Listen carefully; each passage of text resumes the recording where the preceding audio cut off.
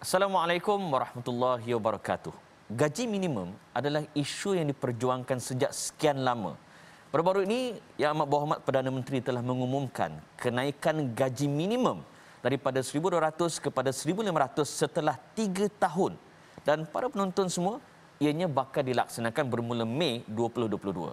Sekadar perbandingan, negara-negara jiran seperti Singapura, gaji minimum dikhususkan kepada pertama tukang cuci dan pengawal keselamatan di mana gaji minimum mereka melebihi RM3,000. Manakala di Brunei sebagai contoh, purata gaji melebihi RM6,000 dan gaji minimum mereka serendah RM2,000. Seulang suara, gaji minimum Malaysia adalah RM1,500. Soalnya, ada yang mengatakan majikan belum bersedia untuk melaksanakan gaji minimum 1,500. Dan adakah dengan melaksanakan gaji minimum 1,500 akan memberikan kesan negatif kepada impak ekonomi negara, khususnya kenaikan harga barang yang sangat-sangat di luar jangka? InsyaAllah pada malam ni, pada petang ini, kita akan dengarkan pandangan daripada pejuang, pekerja dan juga wakil majikan serta pakar ekonomi dalam analisis gaji 1,500 kurang atau cukup.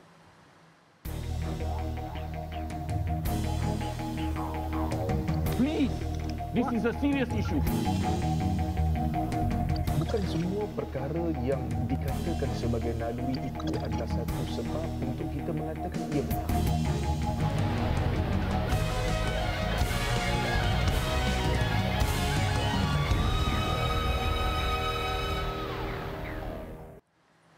Sekiranya anda terkeliru, kenapa muka lelaki bukan Finas Yunus, saya Amin Idris menggantikan Finas Yunus untuk episod pada hari ini. InsyaAllah beliau akan kembali bertugas selepas ini.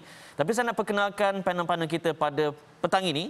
Di sebelah kiri saya perkenalkan beliau merupakan fellow di Akademi Sains Malaysia, Datuk Dr. Madeline Berma. Apa khabar? Khabar baik, terima kasih. Sihat, Datuk? Sangat sihat ni, cuma emas saja. Sangat sihat tu saya suka dengar.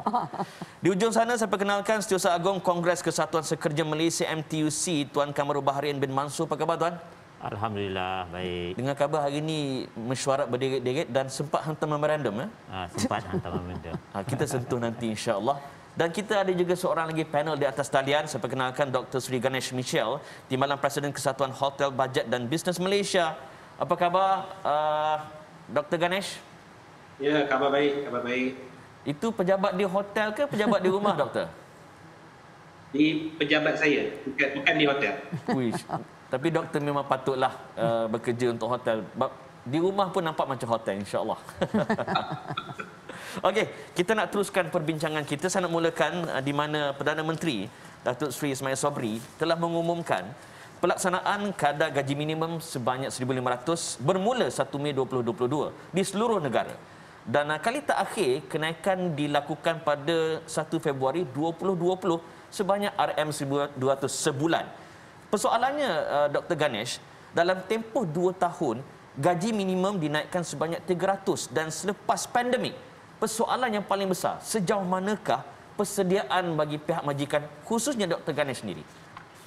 Baik, kita perlu lihat dari sudut industri, sama ada syarikat besar, sederhana atau kecil, dan adakah industri tersebut telah terkesan akibat dari pandemik COVID-19.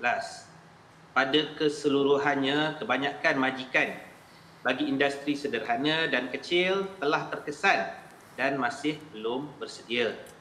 Setiap perniagaan memerlukan aliran tunai dan kedudukan kewangan yang mencukupi sebelum boleh meningkatkan apa-apa kos operasi perniagaan mereka.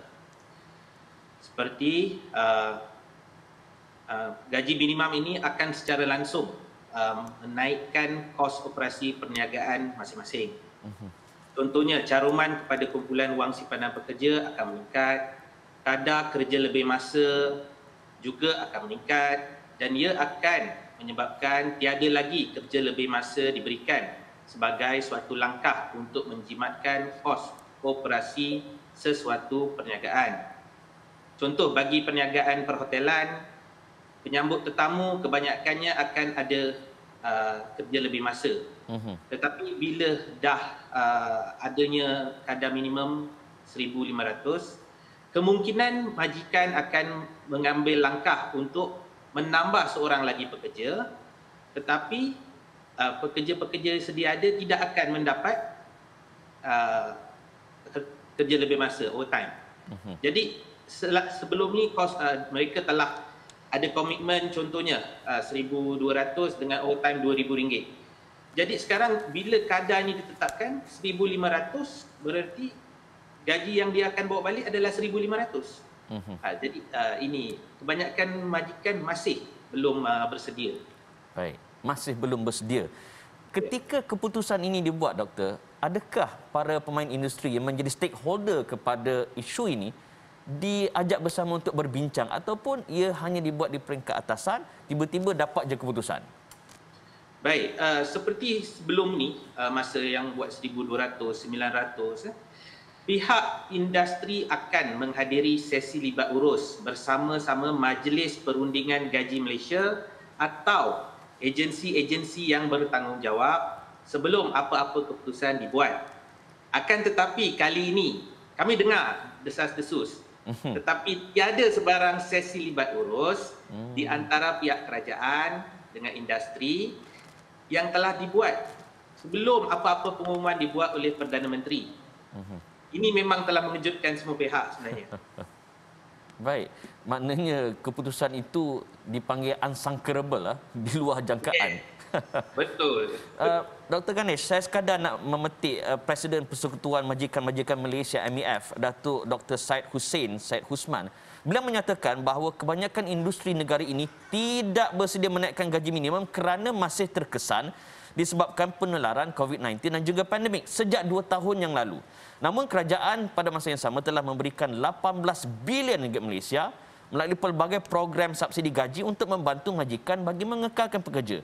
Soalan saya kepada Dr. Ganesh, berapa lama lagi majikan perlu supaya mereka betul-betul bersedia? Sebab takut tak sedia sampai ke sudah tak sedia. Dr. Ganesh. Baik, bantuan yang telah diberikan kepada perniagaan-perniagaan semasa COVID melanda, terutama yang berdaftar dengan pihak Perkeso, adalah bertujuan untuk majikan tidak membuang pekerja dan bantuan yang diberikan adalah untuk membayar gaji kepada pekerja-pekerja sedia ada. Setiap pekerja juga dia mempunyai tanggungan, komitmen. Jadi pihak kerajaan ketika itu telah memberi bantuan bagi mengelakkan pekerja dibuang kerja.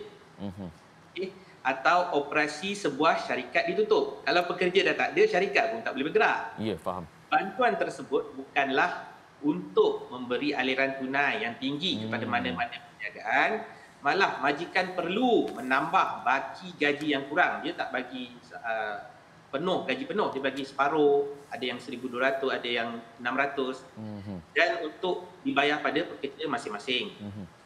Pihak majikan hanya akan bersedia apabila perniagaan atau industri masing-masing boleh mendapat keuntungan yang mencukupi dan ianya tidak akan menjadi masalah untuk membayar upah yang lebih tinggi pada pihak pekerja. Kalau syarikat tu memang cukup-cukup, dia untung, dia memang lebih untung, tak salah, dan dia tak boleh bagi alasan dia tak boleh bayar.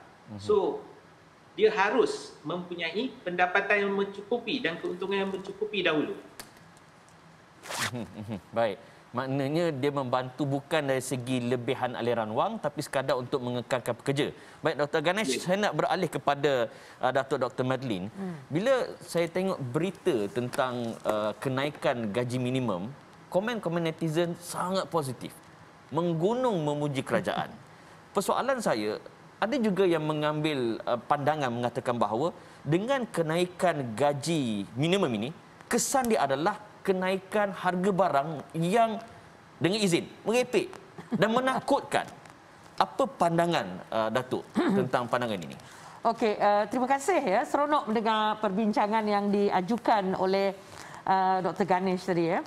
Sebenarnya kita ada dua pandangan, seperti biasalah orang akademik ni dia kena ada dua pandangan ya. Satu pandangan yang begitu ketara sekali ialah yang mengatakan bahawa saya ni sering mengkaji kemiskinan ya. Jadi isu kemiskinan ini perlu kita kaitkan dengan isu gaji, upah dan sebagainya ya. So semasa COVID memang ramai yang jatuh miskin. Daripada T20 ada sekitar 12% jatuh menjadi M40. Dulu yang M40 pula ada sekitar 20% jatuh menjadi B40. Jadi itu sekarang pertama ni, perkataan B40 agak trending ya dalam negara kita. Trending sangat B40. Sebut ajalah B40 sekarang dan kita melihat bagaimana reaksi netizen terhadap perkataan itu dan bagaimana kita melihat bahawa isu ini amat kata orang menarik perhatian. Jadi balik kepada cerita tu tadi, bagi saya, bagi mereka yang berpendapatan rendah, kenaikan RM300 ini sangat bermakna bagi dia. Sangat-sangat bermakna. Itu nombor satu. Nombor dua ialah seperti yang saudara Dr. Ganesh nyatakan tadi, majikan kata orang agak sukar untuk melakukannya sebab alasan ekonomi dia lah. Sebab dia kata akan meningkatkan kos. Dan benar seperti yang dikatakan bahawa selalunya bila harga barangan naik, kalau ini perang Rusia dengan Ukraine, harga minyak naik RM1 mungkin, tetapi harga barangan belum habis dia announce harga dah naik. Okey. Dan kita tak tahu kat mana muncul ya, kesian Menteri Kepenggunaan terpaksa menjawab soalan ini. Jadi balik pada cerita tu tadi, jadi dia ada 3 kesan yang ketara ya dari segi ekonomi. Pertama, dia akan menyebabkan peningkatan dalam kos barangan. Okey.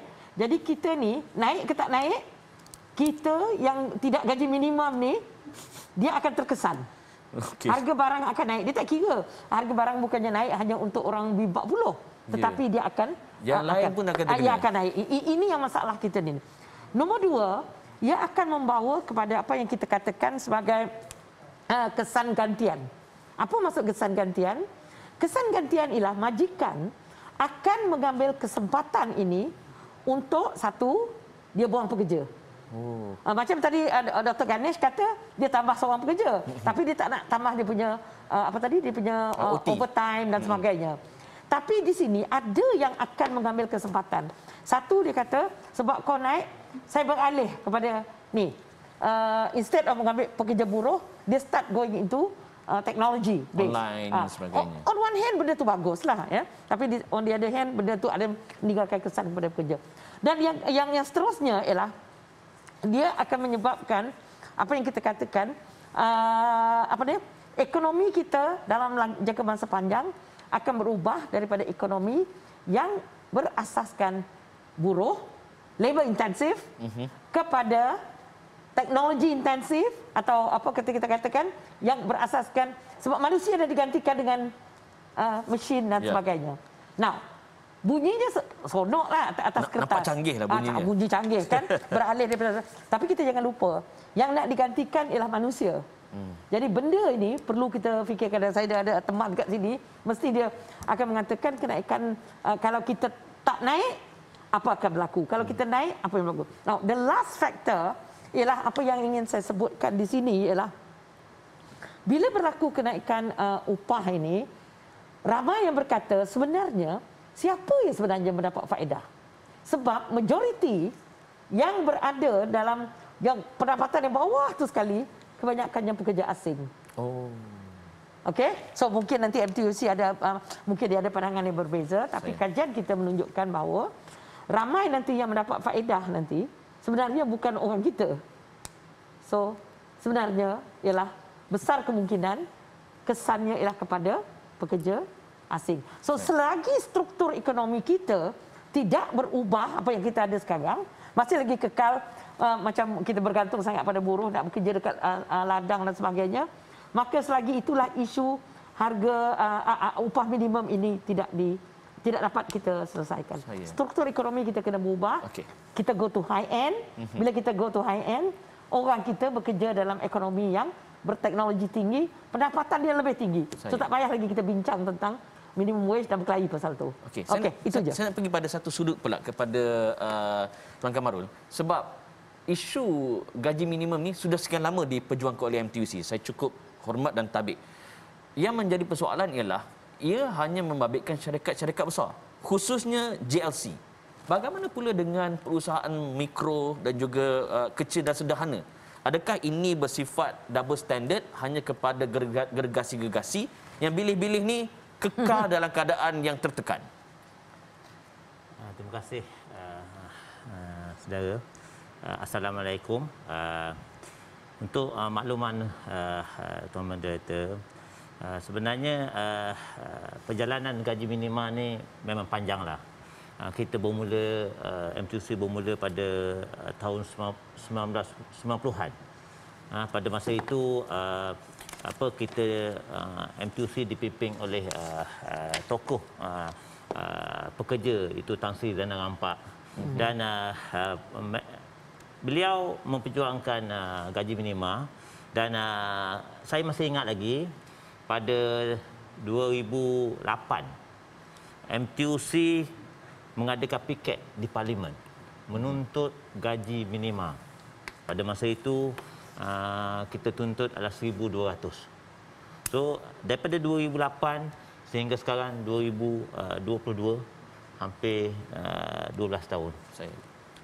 Jadi kita memperjuangkan gaji minima ni sebenarnya untuk keseluruhan pekerja.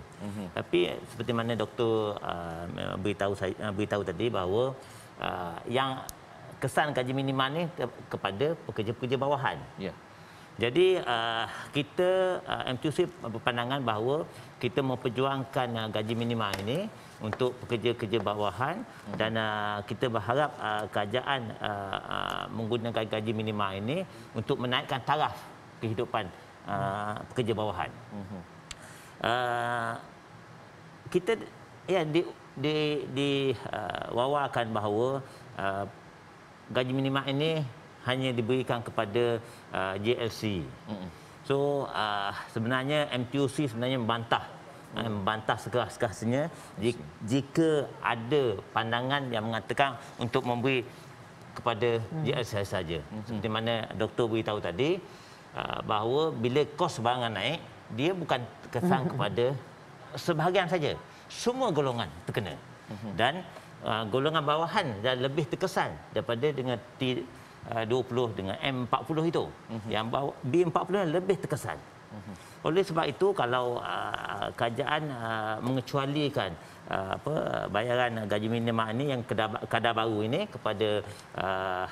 kepada pekerja lain selain hanya diberi kepada JLC, itu mendukacitakan amat malanglah kepada pekerja-pekerja di Malaysia ini, kita rasa.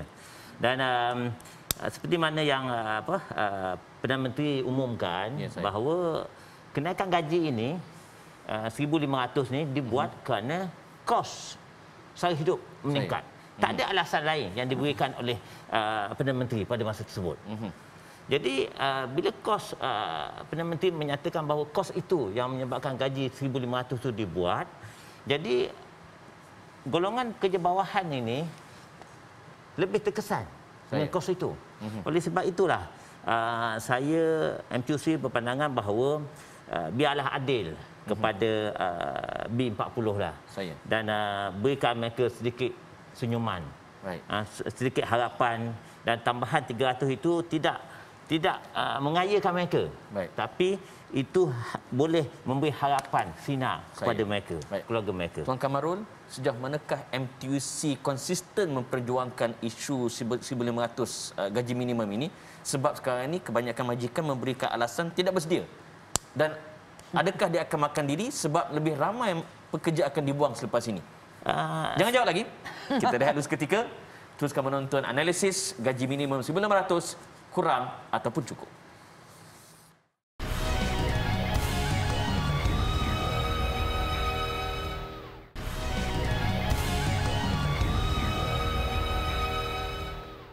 Kembali kita dalam analisis di TV Al-Hijrah. Kita membincangkan, sedang menganalisa soal gaji minimum 1,500 kurang atau cukup.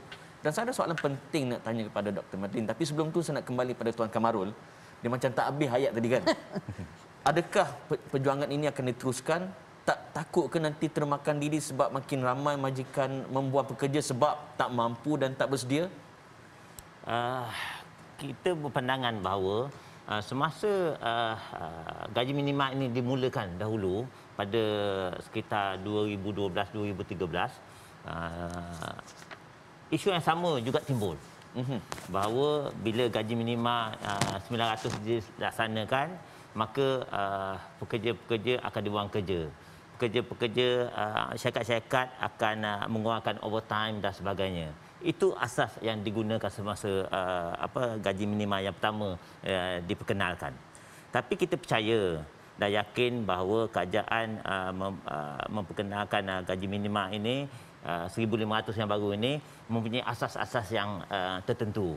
Dan kita yakin kepada Perdana Menteri Yang Amat Berhormat untuk melaksanakan gaji 1,500 ini, dan isu-isu itu, perkara itu telah diambil kira sebenarnya. Kita MTUC merasakan bahawa langkah yang sewajarnya perlu dibuat oleh kerajaan lah. Jadi mungkin jika ada syarikat-syarikat yang memang dalam kesusahan, dalam kewangan tidak menentu dan kewangan mereka telah meruncing, kerajaan perlu membantu syarikat-syarikat ini. Kerana akhirnya kalau kerajaan membantu syarikat, akhirnya yang sebenarnya kerajaan membantu pekerja, rakyat itu. Kerajaan boleh memperkenalkan seperti mana Tuan Moderator beritahu bahawa 18 bilion telah diperkenalkan. Mungkin boleh luaskan lagi. Itu salah satu. Mungkin juga inisiatif lain boleh diperkenalkan oleh kerajaan untuk membantu syarikat-syarikat yang ada masalah ini. Tapi walau apapun yang kerajaan buat, matlamat kerajaan adalah untuk membantu pekerja, rakyat. Jadi kalau perkara ini antara kerajaan, syarikat dan pekerja boleh bekerjasama, saya rasa perkara ini boleh diatasi. Dan kena ingat bahawa gaji minima 1,500 ini sebenarnya bukannya, macam saya beritahu tadi, bukannya hendak mengayakan pekerja-pekerja. Cuma dia untuk memberi kesesiasaan, memberi harapan saja. Dan kita yakinlah kalau kerajaan ataupun syarikat hendak membantu pekerja, membantu rakyat, bak kata pepatah, hendak 1000 daya, tak hendak 1000 dalih. Baik. Okey, dan saya nak memetik kata-kata Ketua Angkatan Muda Keadilan AMK Wilayah Persekutuan, P. Prabakaran, mengatakan bahawa Malaysia sudah jauh ketinggalan berbanding negara-negara lain dalam soal penetapan paras gaji minimum. Antara faktanya, purata gaji pemegang ijazah semenjak 20 tahun yang lalu masih lagi minimum bermula dengan RM2,000 pemegang ijazah. Dan bilangan pemegang ijazah pertama baru yang memperolehi pendapatan kurang daripada 2009 telah meningkat daripada 50.7% pada tahun 2019 meningkat kepada 53.6% pada tahun 2020. Seolah-olah bahawa penat-penat kau ambil ijazah dan sekali itu kau dapat. Datuk Dr. Madeline, adakah ini berpunca daripada cuaca ekonomi negara yang menyebabkan paras gaji tidak berganjak, malah makin lama makin menyedihkan? Datuk. Saya mendengar pun sedih. Sebab saya pernah mengajar di universiti, saban hari melihat pelajar-pelajar saya. Dulu mungkin mereka ada penuh harapan, tapi towards the end sebab saya retire, saya pension 2018, bayangkan 2019 COVID, and then 2020. Jadi kerap saya menerima cerita ini. Dan saya juga membuat analisis tentang kenaikan harga barang. Kita juga bincangkan tentang pengangguran, kita bincangkan juga guna tenaga tidak penuh, dan kita juga membincangkan tentang graduate unemployment ini. Jadi memang betul ya, kalau kita tengok upah kita, saya ambil jabatan statistik yang boleh kita percayai. Kalau kita tengok pendapatan median penengah, pendapatan median telah jatuh selebih, kalau tak silap saya, lebih kurang 11.3%. Daripada tahun 2019 ke 2020, sebab kita tak ada data terkini. Dan pendapatan purata pun begitu, 10% lebih begitu. Jadi ini bermaksud dalam jangka masa MCO dan sebagainya, memang negara kita mengalami kejatuhan pendapatan. Itu dah jatuh. Yang ada bergaji pula, gaji dia rendah. Memang bila saya dengar tu, ya ampun, saya kata, ini yang perlu kita lakukan. Bagaimana kita boleh bersama-sama meningkatkan ekonomi negara kita. Dia bukan hanya kerajaan yang perlu memainkan peranan. majikan juga perlu memainkan peranan, usahawan perlu memainkan peranan. Jadi bila kita sebut tentang penurunan pendapatan purata dan juga penengah ini, yang sakit lagi kita nak dengar, harga barang pula naik. Ya. Ada yang setengah tu 200%. 200% naik. Sedangkan kalau gaji naik pun tak apa, ini turun. Okey. Jadi ini yang kita lihat perkara yang sangat memeritkan rakyat kita, ya. Jadi bagi saya isu yang perlu kita bincangkan sekarang bukan saja isu gaji minima. Okey. Yang perlu kita fikirkan ialah bagaimana kita boleh, kerajaan perlu memikirkan langkah-langkah baru, ekonomi baru ke apa benda ke, supaya ekonomi kita melonjak. Jadi bila dia melonjak, pertumbuhan ekonomi yang pesat, maka adalah wang yang cukup dimasukkan dalam poket lah, they call it. You have the money in your pocket. Because sekadar mengubah gaji minimum ini, bagi saya is a very very short term thing. Memang bagus, tapi sangat pendek. Yang kita nak ialah kalau kita pendapatan penengah ialah 5023 kalau tak silap saya. Jadi kalaulah ekonomi kita dengan pelaburan dalaman, pelaburan domestik, pelaburan luar negara, itu yang kita kena buka border hari ini ni. Sepadan.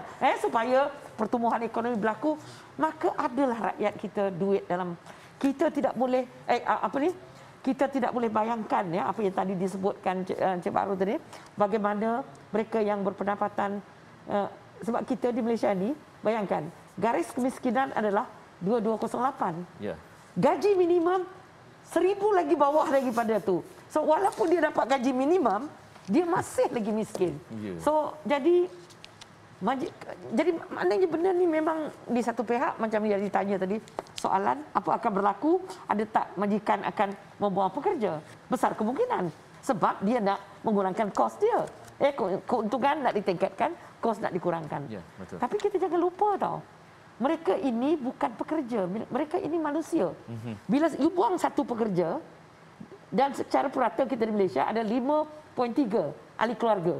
So you bukan seorang yang akan merana. Ada 5 orang lagi. 5 orang anak dia lagi. Jadi fikirlah kita dengan baik. So urusan meningkatkan ekonomi negara bukan sahaja tanggungjawab majikan, pekerja, tetapi kita ramai-ramai supaya meningkatkan kesedaran kita. Kalau beli barang, belilah barangan buatan Malaysia. Ini jangan ada import saja. Macam kita kena buat tajuk satu lagi. Belilah barangan buatan Malaysia. Baik, Dr. Sri Ganesh, saya melihat kepada data, fakta tentang gaji-gaji pekerja di Malaysia, seolah-olah ada diskriminasi. Apa pandangan Dr. Ganesh hal ini? Betul ke diskriminasi ataupun ada explanation yang kita tak tahu? Silakan. Baik, tentang diskriminasi ini saya tidak setuju. Diskriminasi terhadap pekerja, terhadap gaji pekerja tidak wujud. Yang wujud, contoh saya bagi pada industri perhotelan, contohnya, yang wujud adalah diskriminasi terhadap industri yang telah memberi kesan dan impak terhadap pendapatan industri itu masing-masing. Baik, seperti mana yang dikatakan oleh Dr. Madeline tadi, kerajaan harus cari cara untuk meningkatkan ekonomi negara. Sebagai contoh saya bagi industri perhotelan dan pelancongan sehingga kini tiada tindakan yang telah dibuat oleh pihak kerajaan untuk mengawal pembekal penginapan haram yang dijual atas talian. Sekarang norma baru semua atas talian. Betul. Daripada duduk dekat hotel, sekarang dia duduk kondominium, rumah taman, all by online. Jadi perkara ini harus dikawal oleh pihak kerajaan dan juga tiada kawal selia terhadap agensi-agensi pelancongan atas talian. Ini sebagai contoh saya bagi. Jadi dia menyebabkan pendapatan bagi setiap hotel atau tempat penginapan ini dia menurun sehingga 200 ke 300%.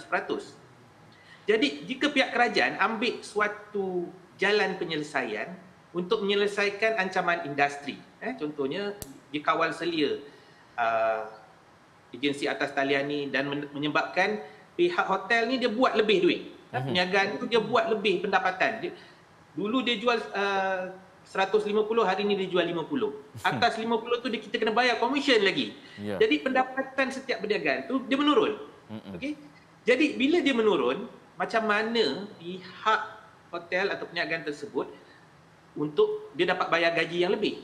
Tetapi jika pihak kerajaan dapat menyelesaikan perkara ini, hotel tersebut buat profit yang lebih, pihak kerajaan pun dia dapat cukai yang lebih dan juga pihak hotel boleh bayar, peniagaan boleh bayar gaji yang tinggi. Tidak akan ada masalah daripada sana. Baik. Satu penjelasan yang cantik, dan sebelum kita berehat saya nak tanya juga pada Tuan Kamarul, kenapa ya tingkatan gaji dia tak seiring dengan harga barang? Stereo, tengok ayam, sayur, belum lagi barang-barang kalau nak renovate rumah, itu kira kedua dah. Ni barang keperluan. Kenapa ya? Apa di mana silapnya? Sebenarnya saya rasa MTUC kena lepas ni kita kena memperjuangkan gaji wajar lah. Gaji wajar. Betul. Daripada gaji minima. Betul. Kerana gaji minima ini adalah untuk barang asas, tapi gaji wajar ini adalah untuk pekerja itu, seorang pekerja itu boleh menikmati kehidupan yang sempurna lah, selesa. Itu dua perbezaan lah. Jadi balik pada soalan Tuan Moderator tadi, kita rasakan bahawa MTUC berpandangan bahawa gaji minima ini perlu diberikan kerana sekarang saya ingat dalam 2019 kalau data yang saya ada yang diberikan oleh bahagian perangkaan ada menyatakan bahawa kalau gaji pada tahun 2019 gaji mereka adalah 1,400, nilai sekarang ni adalah RM1,253. Uish. Nilai sekarang Sekarang ni. Maknanya kalaulah gaji mereka dulu adalah 1,200 dan dinaikkan 1,500, lebih kurang dalam 25%. Jadi kalau nilai itu daripada 1,000, nilai duit itu 1,400, RM1 kepada 1,253, dia berkurang dalam lebih kurang dalam 20%, hampir 20%. So kenaikan itu gaji yang 1,500 itu dengan seiring lah, selaras dengan nilai duit itu.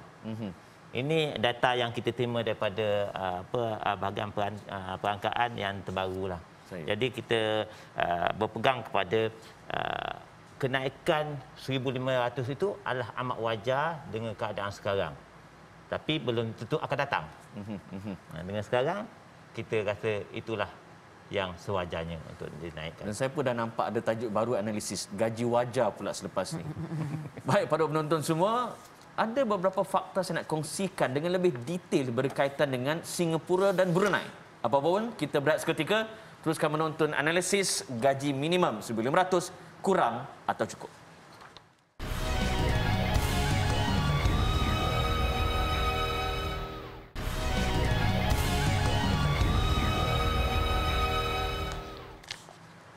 Baik, terima kasih kerana terus menonton analisis. Sekadar berkongsi beberapa fakta, Brunei dan Singapura tidak mengamalkan gaji minimum dan membenarkan golongan majikan menetapkan kadar gaji. Itu pertama.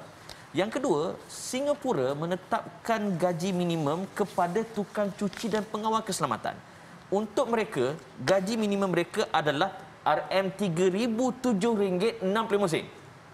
Bandingkan dengan Malaysia, 1,500, paruh. Dan untuk tukang cuci, lebih pada itu, RM3,308.41 untuk pengawal keselamatan. Manakala di Brunei, purata gajinya dilaporkan sekitar RM6,099 ke RM6,708 dan kajian dijalankan melaporkan gaji terendah di Brunei adalah sekitar RM2,439.62 sebulan.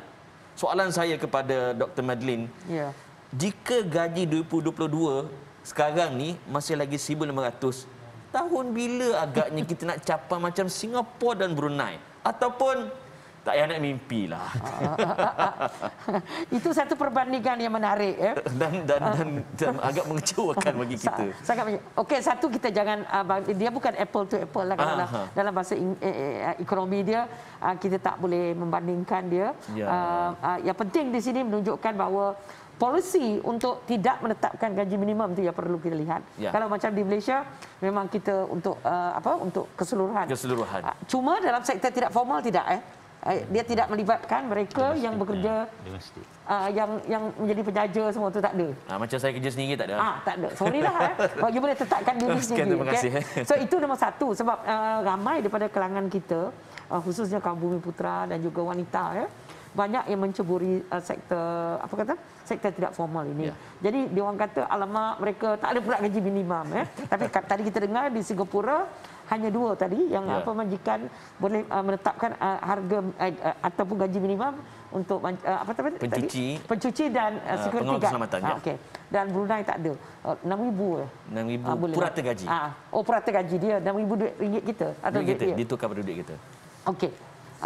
Jadi kalau kita lihat balik pada cerita ni bila waktu yang terbaik, saya tak berapa sangat yang gaji minimum itu. Saya lebih suka seperti yang dikatakan tadi sebab kita membicarakan tentang kehidupan So sebenarnya bank negara pernah mengeluarkan nilai sebenarnya berapakah pendapatan yang wajar. Okey, dia ada 2 debat. Satu gaji minimum ini hanya gajilah. Tapi yang sebenarnya yang kita nak ialah supaya satu keluarga kalau dia single, berapakah gaji yang cukup untuk dia hidup selesa? Okey? Dia I think kalau tak silap saya dia pecah pada 3 ke 4. Satu untuk dia seorang. Satu dia suami dan isteri. Lepas tu lain nilai dia. Satu lagi ialah dia ada suami dan isteri, ada anak. Dan yang satu lagi orang yang dah berumur. Bagi saya itu lebih sensitif kepada keperluan. So sebenarnya kita sudah menghala ke arah itu supaya dia tidak boleh macam makan Panadol semua bila sakit semua untuk dia selesaikan untuk semua penyakit. Jadi sekarang memang seperti yang saya katakan, saya juga amat bersetuju supaya perjuangan ialah lebih kepada pendapatan wajar ataupun kadang-kadang dipanggil living wage supaya untuk memberi kehidupan yang selesa. Kalau dia beri pun 1,500, kalau 5 orang still like you say mungkin dia tidak kaya tetapi masih lagi ni. Cuma saya rasa bila masa pengumuman Yang Amat Berhormat Perdana Menteri mengumumkan berlakunya kenaikan daripada 1,200 kepada 1,500 ini, ramai yang WhatsApp, sebab saya mengkaji kemiskinan. Jadi mereka ramai WhatsApp. Leganya, dia katakan leganya sekurang-kurang 300. Bagi setengah orang 300 tu untuk buka puasa bulan Ramadan ni. Saya dah tengok hotel punya buka puasa. Ya ampun saya kata. Okey. Balik pada 300 tu, perbezaan 300 tu. Dari segi ekonomi dia akan membawa sedikit perubahan. Kuasa beli. Kuasa membeli. Kuasa membeli Jadi dengan meletakkan tambahan 200 atau 300 ini ke dalam tangan golongan berpendapatan rendah, sekurang-kurangnya dia boleh berbelanja. Bila dia berbelanja, maka ini akan meningkatkan apa yang kami panggil permintaan agregat. Agregat tu maksudnya ramai. So kalau pekerja ada 1 juta di Malaysia, bayangkan mereka ini berbelanja lebih sedikit. Mungkin dia belanja RM10 lebih. Itu dari segi ekonomi. Okay? Satu, akan berlaku peningkatan dari segi pendapatan dan ini menyebabkan kuasa beli dia meningkat. Kedua, dia akan menabung. Mungkin dia menabung RM10, tetapi bagi keluarga berpendapatan rendah, RM10 ini amat bermakna. So jangan sekali-kali pandang enteng, jangan sekali-kali mengatakan bahasa-bahasa mengatakan mereka inilah malas berurusan dengan golongan berpendapatan rendah ini. So jadi satu, meningkatkan aggregate demand dia ataupun permintaan aggregate, dia berbelanja. Kedua, dia akan menabung. Jadi bila dia menabung sedikit sebanyak, ia akan menyebabkan peningkatan juga dari segi pelaburan dia. So mungkin dia boleh menyimpan dalam ASB dia. Jadi itu yang circular economy yang kita harapkan. Tetapi pada masa yang sama juga kita juga kena dengar majikan. Dia kata kalau rasa pekerja saya ada 1,000, dia kata ya ampun, ya ampun lagi.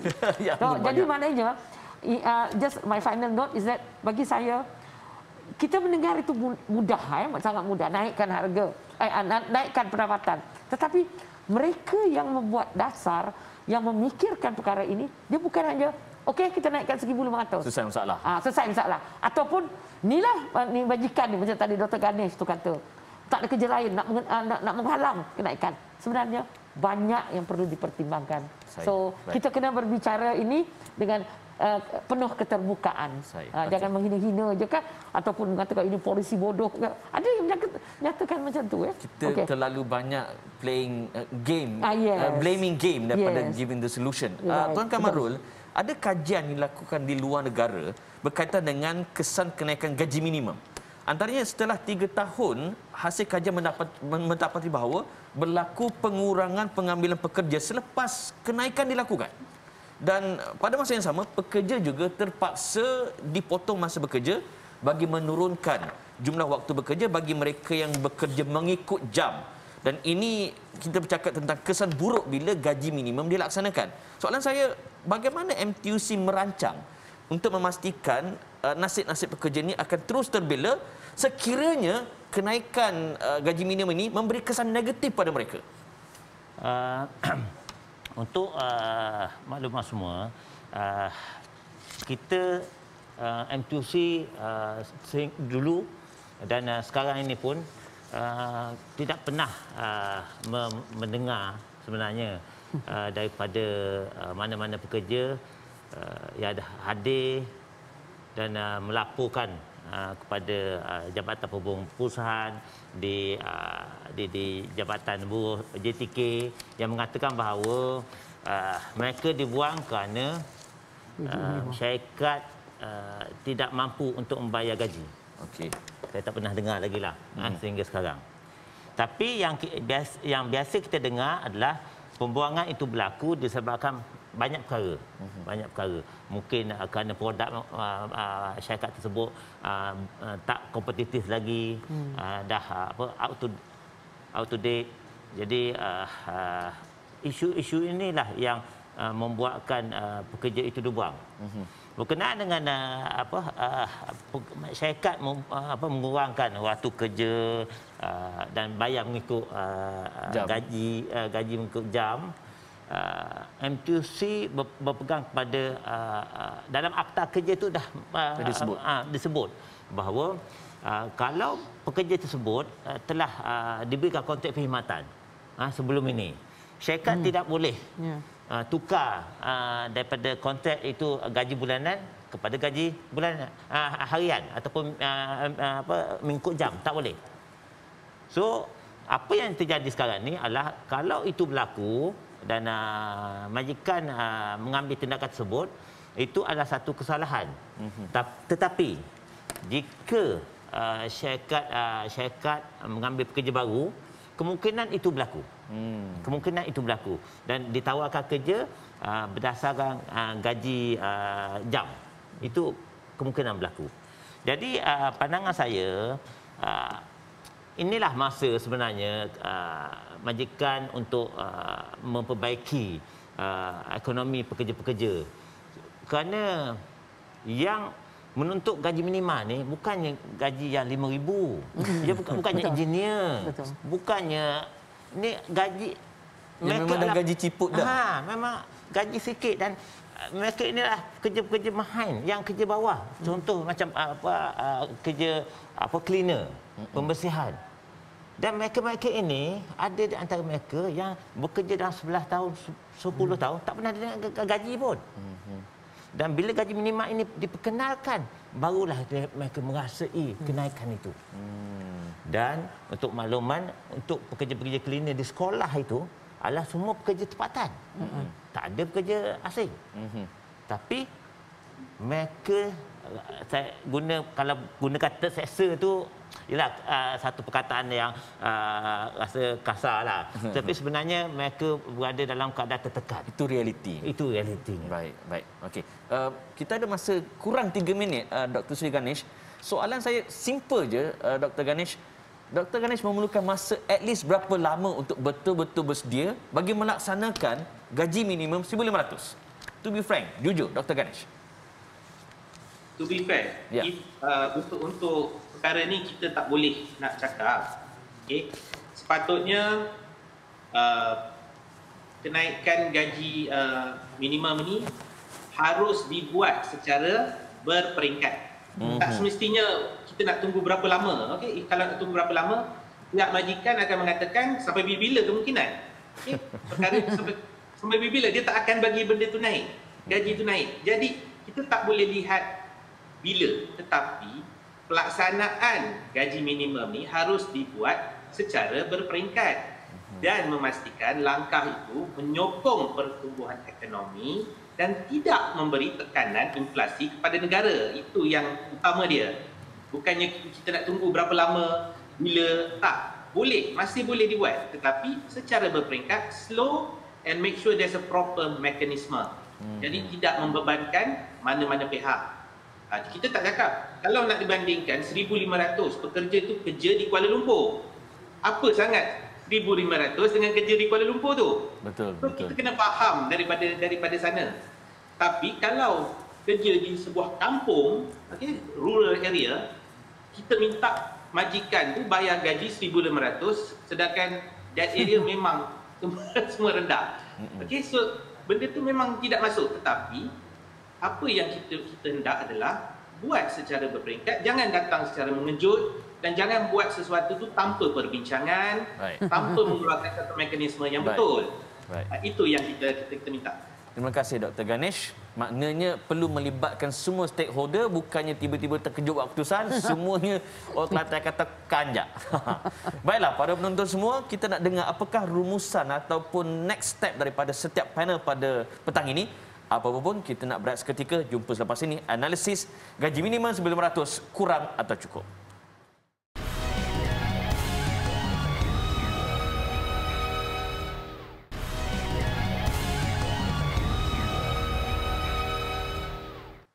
Baiklah, kita berada di pusingan akhir analisis pada petang ini dan kita nak dengar rumusan daripada setiap panel. Saya nak mulakan dengan panel yang sedang berada di atas talian. Dr. Sri Ganesh, apakah rumusan daripada kita duk bincang pom-pam pada petang ini? Silakan. Baik. Benar, apabila kita dengar gaji minimum naik sebanyak RM300, sebenarnya yang akan dibawa balik oleh pekerja hanya 270 sekitar tu selepas tolak dengan caruman. Jadi, kuasa membeli akan meningkat. Tetapi apabila harga sesuatu barang atau perkhidmatan tu meningkat lebih jauh tinggi, ia akan menyebabkan kita hanya boleh membeli barang yang sikit dengan wang yang banyak. Kita perlu juga memastikan wang yang lebih banyak, semua pihak boleh beli barang yang jauh lebih banyak. Okey? Itu antara salah satu perkara yang kita harus lihat. Dan yang kedua juga, pihak kerajaan juga harus memastikan gaji minimum ini tidak sama dengan gaji pekerja asing. Okey? So perkara ini juga harus dilihat perbezaannya. Kenapa gaji pekerja asing jauh lebih tinggi dan pekerja tempatan gaji minimum lebih rendah. Banyak perkara harus di-study lah, dilihat. Jadi ini antara perkara yang harus dibuat. Baik. Dan juga perlu ada sesi libat urus yang betul-betul mendalam sehingga kan pihak kerajaan membuat keputusan tetapi pihak Bank Negara Malaysia memberi pandangan yang lain. Jadi harus kita terima kasih pada Bank Negara dan faham dengan keadaan industri dan keadaan semasa ekonomi. Baik, terima kasih doktor. Satu rumusan yang tuntas. Apa kata kita dengar daripada Dr. Madeline? Silakan. Okey, terima kasih ya. Saya setuju dengan apa yang dikatakan oleh Dr. Ganesh tadi. Saya nak tambah lagi. Saya nak 4 perkara. Satu, ekonomi kena bertumbuh dengan pesat. Memang tak ada pilihan. Mega projek continue supaya pekerja dapat pekerjaan, okey, ataupun pendapatan boleh meningkat. Nombor 2, isu pekerja asing yang seperti yang disebutkan lagi. Selagi kita tidak menyelesaikan isu pekerja asing, maka di situlah kita akan terperangkap dalam keadaan pendapatan rendah, kualiti hidup yang rendah sebab kita tidak berganjak ekonomi kita. Ketiga, kita perlu beralih ke 4IR supaya pekerja kita kualitinya tinggi dan pendapatan mereka tinggi dan ini menyelesaikan sedikit sebanyak our graduate unemployment. Dan yang keempat ialah kita perlu mewujudkan sistem jaringan keselamatan sosial. Maknanya isu pendapatan tadi macam seperti dikatakan kenaikan 300 bagi mereka itu ini sangat penting. Tapi kalau kita ada sistem jaringan yang bagus, yang baik, yang mananya tidak lagi risau tentang kalau berlakunya pendapatan menurun, mereka tahu tempat sistem wakaf, sistem zakat yang non muslim pun ada sistemnya sendiri, maka saya rasa di situlah masa depan yang boleh kita capai dengan lebih baik lagi. Saya harap pihak berautoriti kalau dia menonton tolong tulis 4 perkara ini. Baik, Tuan Kamarul, apakah saranan dari MTUC? Silakan. Pertama sekali kita berterima kasihlah kepada Yang Amat Berhormat Perdana Menteri sebenarnya kerana mengumumkan, dan kita rasakan itu adalah satu hadiah untuk Hari Pekerja yang akan datang nanti. Dan kita harapkan gaji minima ini dilaksanakan pada semua tempat, semua syarikat. Dan yang ketiga, kita MTUC mohon kepada kerajaan agar mengawal harga barangan ni. Tak ada guna. Bukan sekadar umum, Bukan sekadar umum, ya. Bukannya ambil tindakan yang tepat, kerana sekarang ni kita sebelum gaji minima dinaikkan, harga barangan naik. Apatah lagi bila gaji minima ni akan dilaksanakan. Dan kita untuk makluman bahawa MTUC pagi tadi menyerahkan satu memorandum kepada kerajaan untuk meminta ataupun kalau lebih kasarnya mendesak untuk kerajaan mengambil langkah yang tegas untuk mengurangkan harga barangan ini, kerana tiada makna kepada pekerja-pekerja bawahan jika barangan semakin lama semakin naik.